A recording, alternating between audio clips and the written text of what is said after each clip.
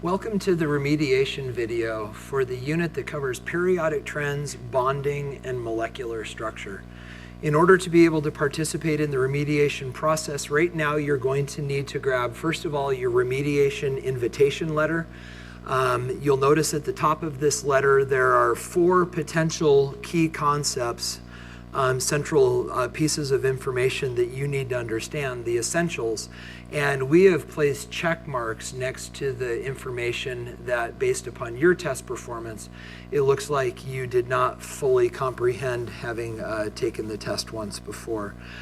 So the hope is that if you look over this invitation letter, you'll be able to identify the concepts that you need the most help with, understanding that this remediation video covers all of these concepts, and when you take the remediation retest, you'll be tested over all 4 of them, regardless of which sections of them you did not specifically understand.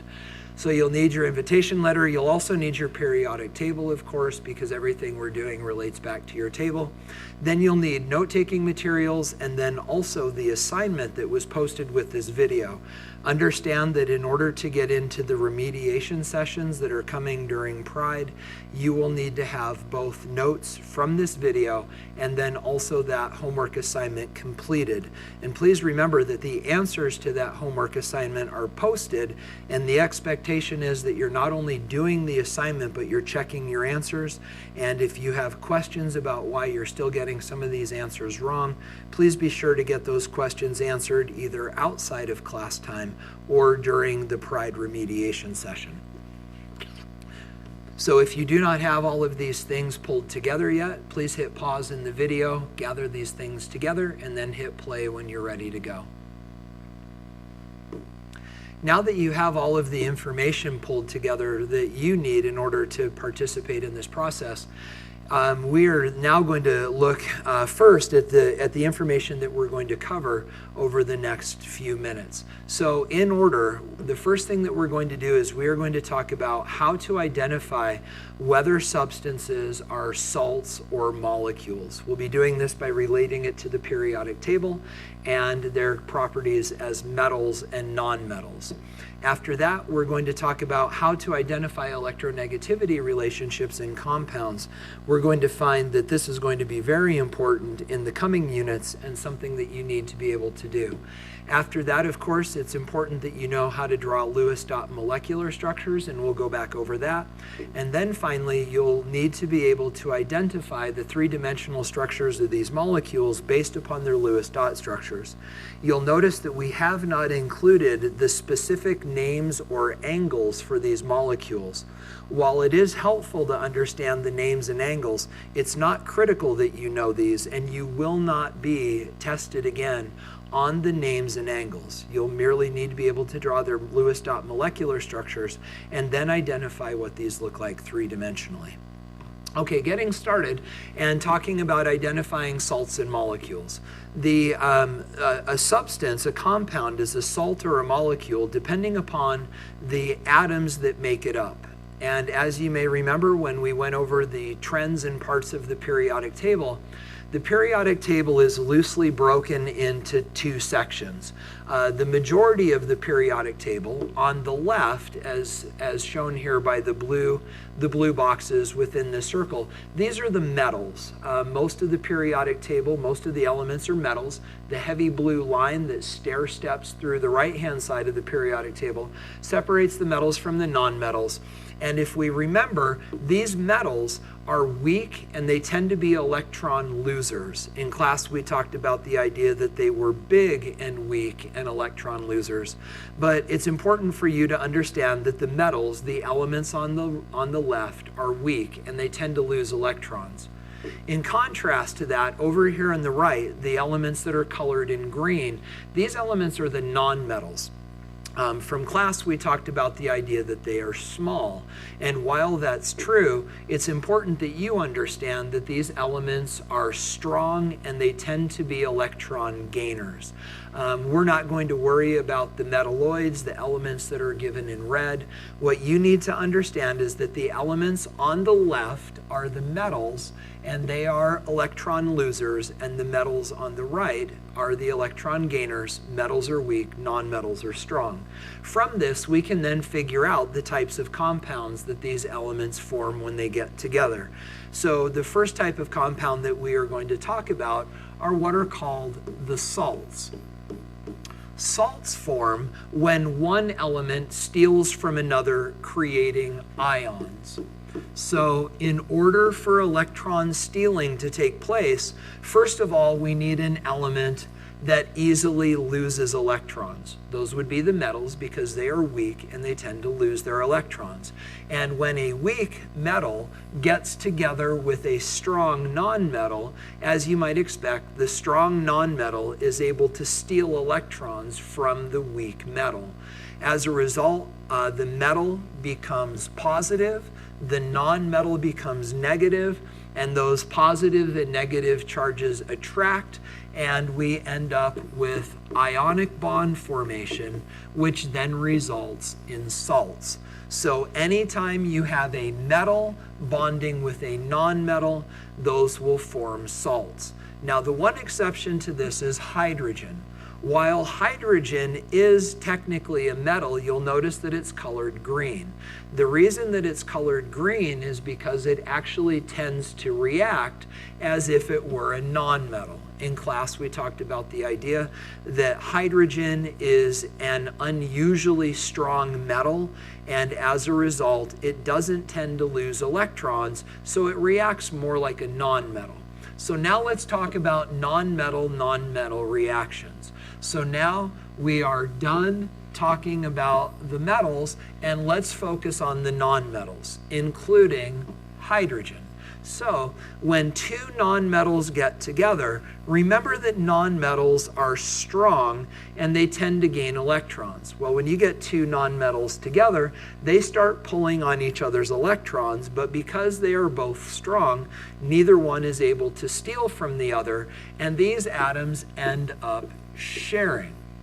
When these atoms share, they form a different type of bond called a covalent bond, and these covalent bonds lead to what we call molecules. So anytime we have two nonmetals bonding together, these will share electrons and they will form covalent bonds and molecules. So from all this information, what you need to be able to do is, given any compound, you need to be able to determine if that is a salt or a molecule. So for example, if we look at a compound like carbon dioxide, we see that carbon is a nonmetal, we see that oxygen is a nonmetal, and when we have two nonmetals bonded together, we know that this will form a sharing bond or a covalent bond, and what you need to know is that this is a molecule. So anytime you have two nonmetals bonding together, that will form a molecule. Now, let's take a look at another compound, our familiar friend, table salt. Now we have sodium, which is a metal, and chlorine, which is a nonmetal. Again, as we said earlier, the metal is weak, the nonmetal is strong, and the chlorine will steal electrons from the sodium. That creates ionic bonds, and that forms a salt. So here, anytime we have a metal bonding to a nonmetal, that will form a salt. So looking at one more example then, we have the example of water. And we see that oxygen is a nonmetal, and we see that hydrogen is a metal. And when we see that, our initial thought is that's going to be a salt. But it's important for us to remember that hydrogen, while it is a metal, is unusually strong, and as a result, we think of it as being a nonmetal. So what we really have here is two nonmetals that are bonding together, which makes water a molecule. So in summary, salts are formed by a metal bonding with a nonmetal. Molecules are formed by two nonmetals bonding together, and in that we treat hydrogen as if it were a metal. So that is one of the 4 things that you're going to need to be able to do for the remediation test, is given the formula for compounds, you've got to be able to identify them as being a salt or a molecule. The next concept that you need to understand, or the next skill that you need to have, is the ability to identify electronegativity relationships in compounds. So to refresh your memory, it's important to remember that electronegativity is a measure of an atom's ability to steal electrons from other atoms. We care about this because it helps us understand the types of bonds that will form in these compounds. A simpler way, though, to think about electronegativity is to think about it as stealing power. It's literally an atom's ability to steal electrons from other atoms. When we look at the periodic table and we try to find the electronegativity relationships between the elements on the periodic table, we talked about in class the idea that as we go down a group, the elements get weaker. From this periodic table, you can see that the height of each one of these boxes is representative of electronegativity, and as we go down, the elements get weaker. Then notice as we go from left to right across a period, these elements actually get stronger. So what that means then is that the weakest elements on the periodic table are in the bottom left corner, and then the strongest elements are in the upper right-hand corner. Now, what you need to be able to do is you need to be able to identify the stronger element in a compound. And you can do this by remembering the trends that it goes from bottom left to top right, as we've said, from weaker to stronger. However, there's a more surefire way to figure out which element on the period or within a compound is stronger. What you can do is simply grab your periodic tables and flip them over onto the back. And when you flip them over onto the back, you'll notice in the key in the lower left-hand corner that electronegativity is the number in the upper right-hand corner of each one of the cells of the periodic table. So if you need to be able to identify which element in a compound is the more electronegative, all you simply have to do is look them up on the periodic table and compare. So for example, looking at the examples that we did previously, if you have carbon dioxide, looking on your periodic table, you'll notice that oxygen is to the right of carbon, and given the trend that they get stronger to the right, that would make oxygen more electronegative than carbon. So on the question, on the test, it would ask you which one is stronger, and you would simply say the one on the right, the oxygen. But if you didn't remember the trend, all that you would need to do is look these up on your periodic table, and you would see from our periodic table, not the one on the screen, but from our periodic table, oxygen has an electronegativity of 3.44, carbon is 2.55, and you can identify that oxygen is stronger than carbon just by looking up the numbers. Looking at the next example that we looked at previously, take a look at sodium chloride. Sodium is on the left, chlorine is far to the right, so we would expect chlorine to be stronger. But again, if you don't remember the trends, sodium off of our periodic table has an electronegativity of 0.83. Notice these numbers are different than the one on the table, and that's fine. Chlorine has an electronegativity of 3.16, telling us that chlorine is more electronegative than sodium. Then finally, the last one that we talked about a moment ago was the molecule water. We see that oxygen is to the right of hydrogen, and that would tell us that oxygen is probably going to be stronger. When we look up their electronegativities, oxygen is 3.44, hydrogen is 2.2, and we would then understand that oxygen is the more electronegative element. So those are the two abilities that you need to have relative to the periodic table in terms of talking about compounds. First, you've got to identify whether a compound is a salt or a molecule. You do that by realizing that metals and nonmetals make salts and 2 nonmetals make molecules.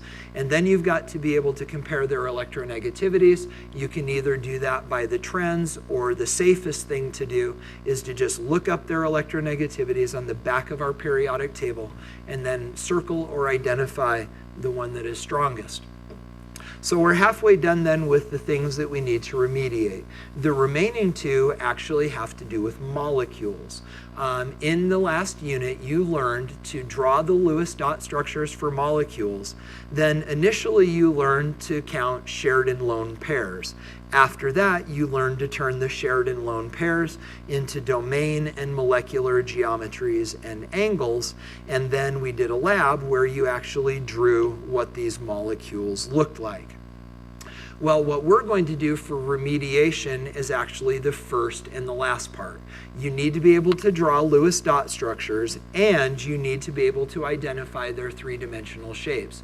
You don't, however, need to know the names and angles. We just need to know that you know what these molecules look like, because that'll be important going into the next unit. So let's remind ourselves how to draw Lewis dot structures. You may remember from class we gave you steps in terms of how to draw these structures. We'll go back over the steps and then we'll show you some examples. So the first thing that we will do is we will put all of the atoms on the paper and we will single bond everything together.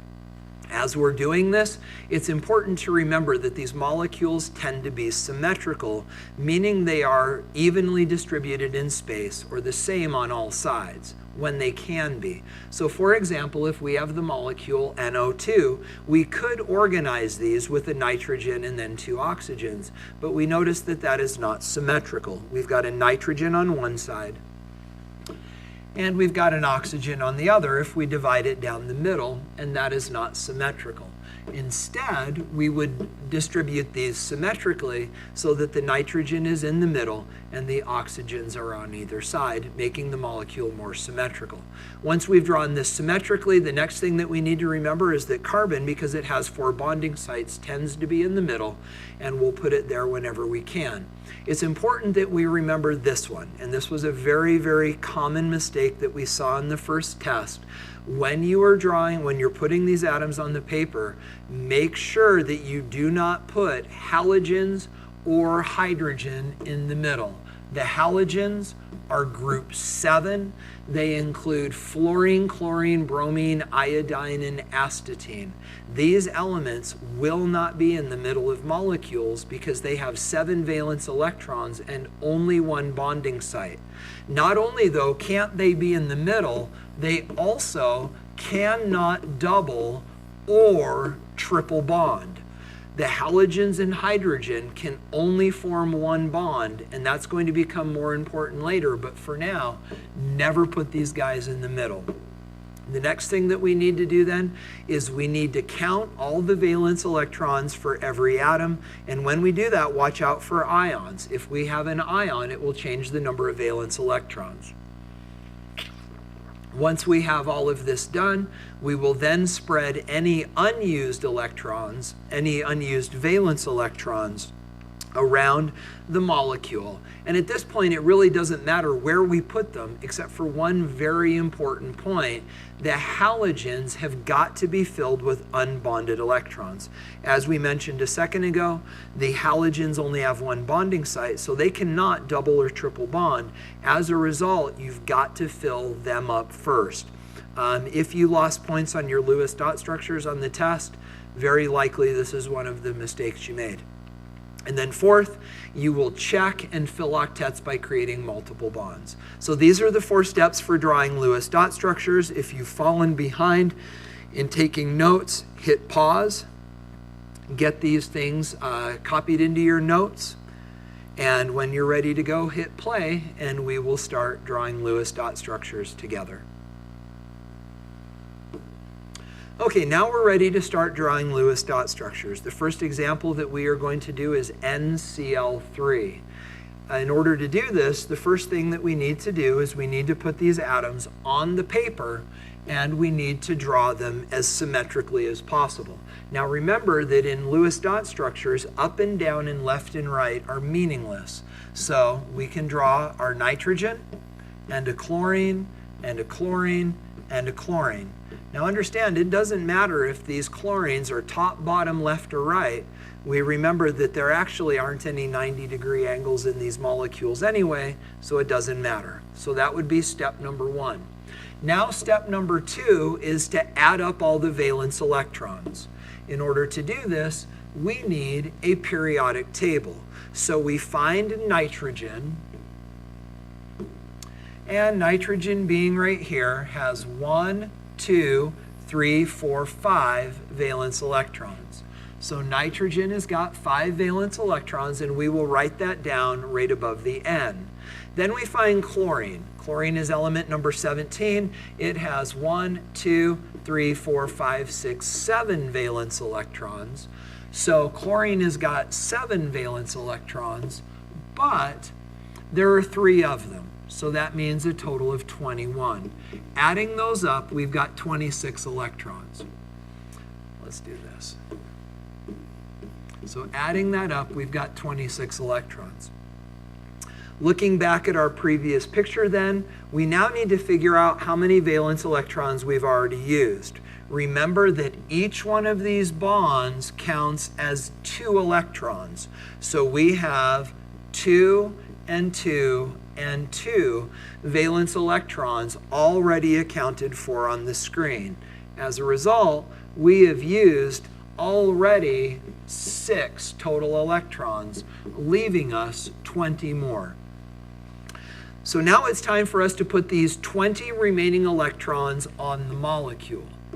Remember what we said earlier though, we've got halogens. Chlorine is a halogen. So are all of these guys, but chlorine is a halogen. It can only form 1 bond, and it's already done that, so it's done. So we need to fill the chlorines first. So we will go 1, 2, 3, 4, 5, 6. Now that chlorine is happy.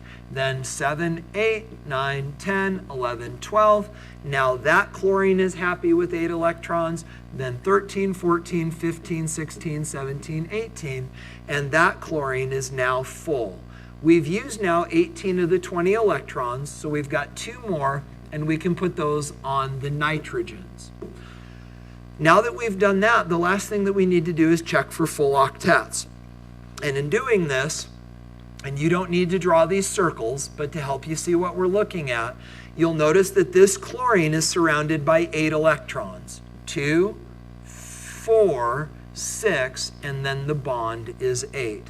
So that chlorine is full, and it's got its 8 valence electrons.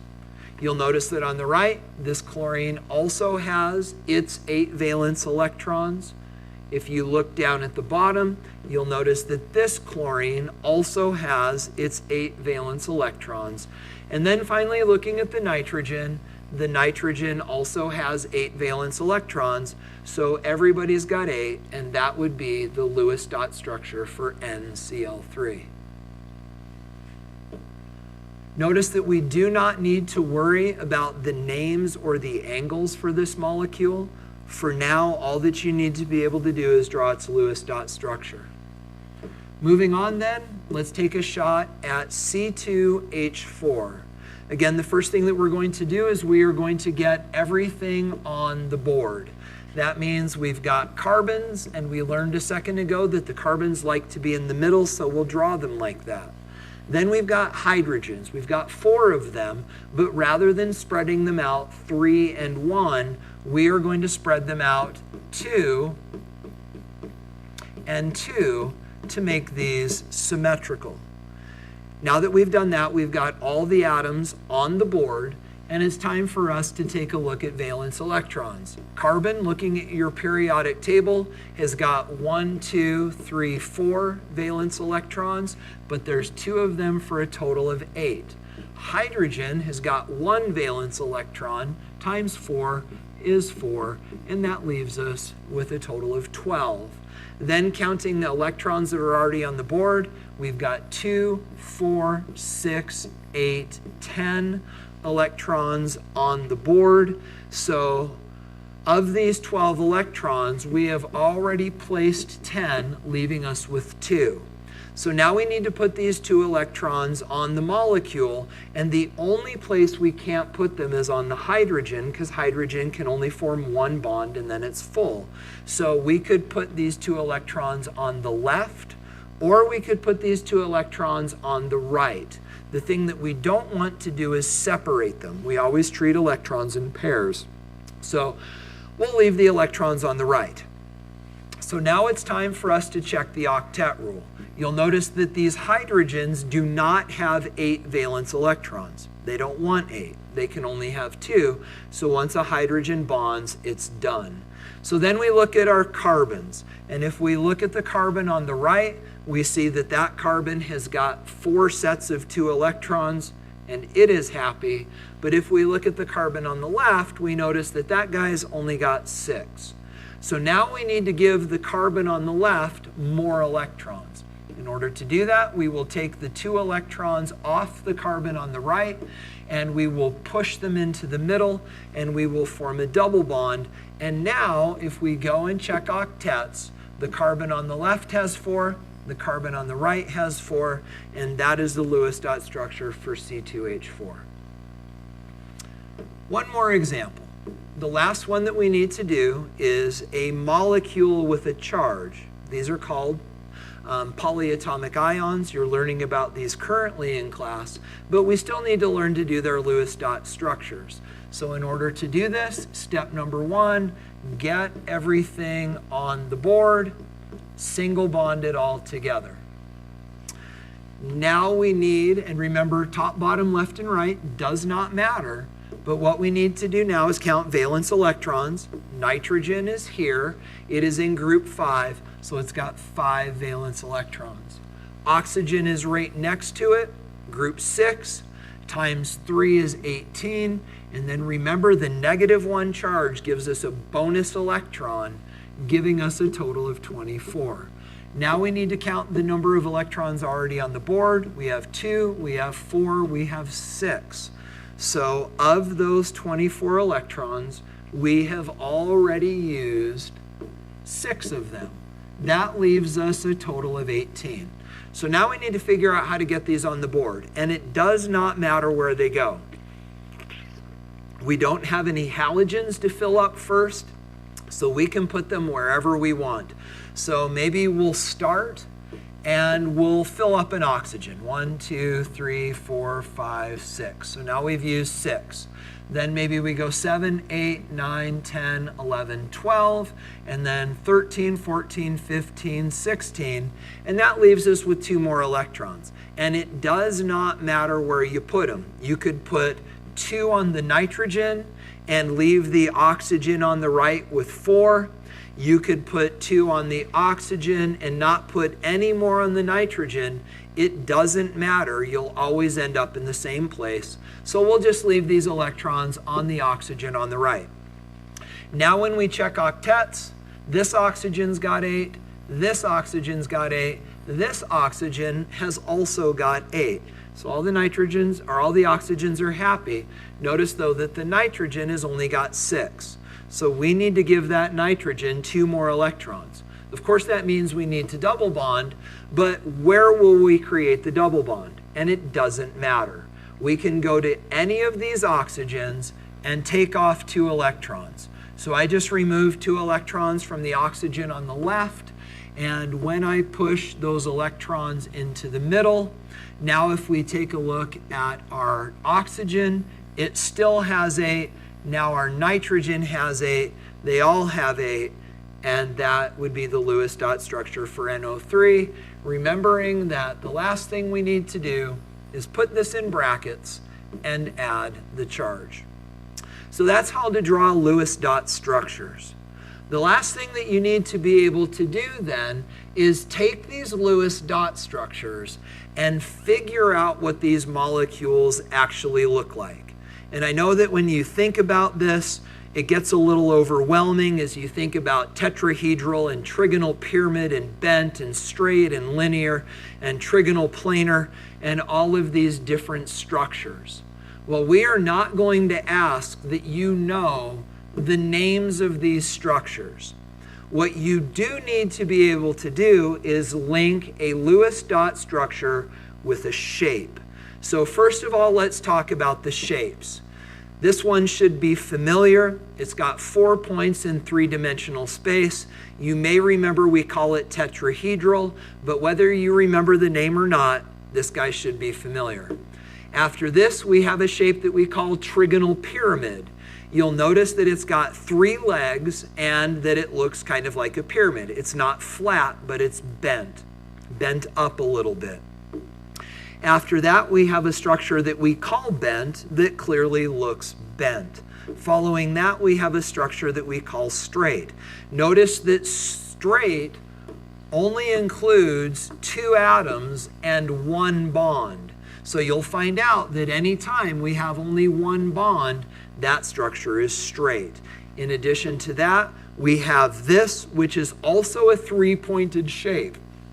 But you'll notice that it is flat.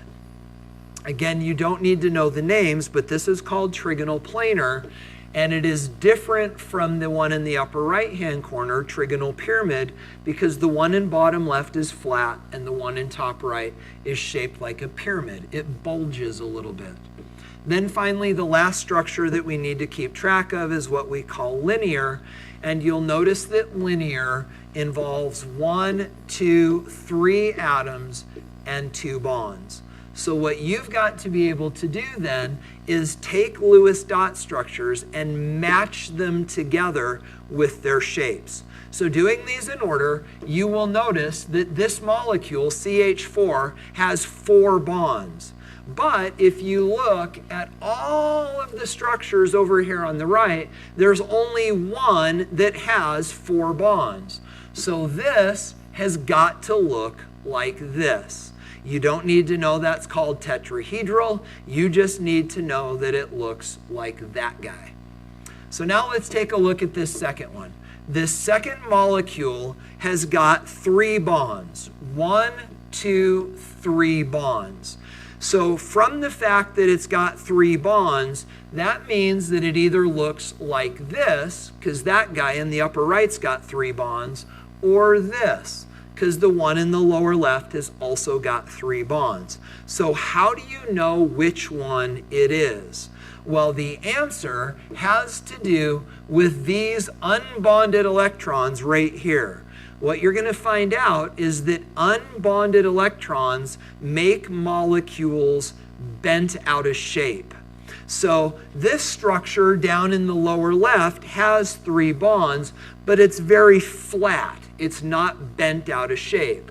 You'll notice that this structure in the upper right also has 3 bonds, but it's bent out of shape. The reason is because there's an unbonded electron pair here that bends these guys down. But the bottom line is this guy has got 1, 2, 3 bonds. This has 3 bonds. The bottom left has 3 bonds, but we know that it's the one in the top right because this unbonded pair of electrons bends this guy down. The one in the lower left is not bent down, meaning it can't be that. Then looking at our last example, HF.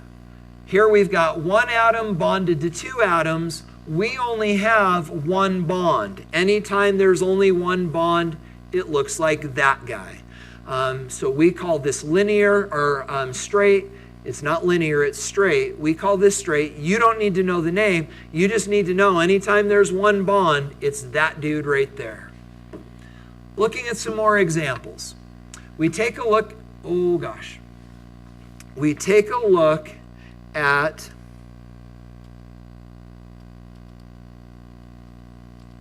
NO2 minus. When we take a look at NO2 minus, you will notice that we have 1, 2 bonds. Notice that one of them is a double bond, but we still count it as 1 region of bonding. So we have 1, we have 2. So looking for ones that have 2 bonds, we've got this guy and we've got this guy. So it's either the one middle left or bottom right. But again, we have this unbonded pair of electrons, and unbonded pairs of electrons make things bendy. You'll notice that this one down here in the bottom right is not bendy, so it's not that one. It's the one here middle left, and if you want to draw them in, this unbonded pair of electrons bends these away, so this would be that guy. Now we take a look at NO3. You'll notice we've got 1, 2, 3 bonds.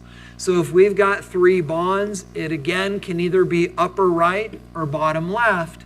But now you will notice we don't have any unbonded electrons. Instead, we have 1 bond, 2 bonds, and then 3 bonds. Even though it's a double bond, you'll notice it's just one region of bonding. So we've got this guy upper right, this guy bottom left. But because we don't have any unbonded electrons there, it is no longer bendy, meaning that that is not it, and this is actually that guy. Again, because we've got 3 regions of bonding and no unbonded electrons, meaning this tends to be flat, and it would be the one bottom left. Now finally for this set, down here at the bottom, we have 4 bonds, and the only one it can be is that. Again, you don't need to know the names. You just got to be able to see what they look like 3-dimensionally. So wrapping this up then, you'll notice here we have, we could call either one of these carbons our central carbon, doesn't matter. But in either case, we've got one region of bonding here and another region of bonding there. That gives us 2 bonds. So this could be like this, or this could be like this. You'll notice though that we do not have, looking at our Lewis dot structure, we do not have any unbonded electrons on this carbon.